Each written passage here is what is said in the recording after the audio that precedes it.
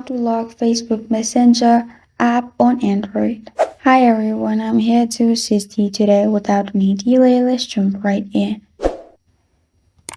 First, open Settings on your device. In Settings, simply scroll down, search for Utilities, and click on Utilities.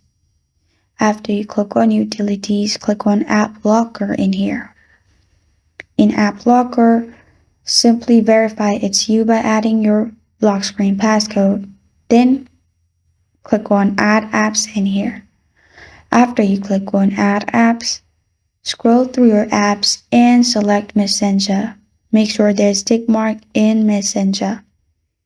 After you do that, you can simply go back from here. Messenger will be added to the list, and when you open Messenger, they will be locked. This is how to lock Facebook Messenger app on Android. Thank you for joining me today. If this video helps you out, please leave a like and subscribe for more. Got a question or want to suggest a topic? Comment below. Thank you for watching.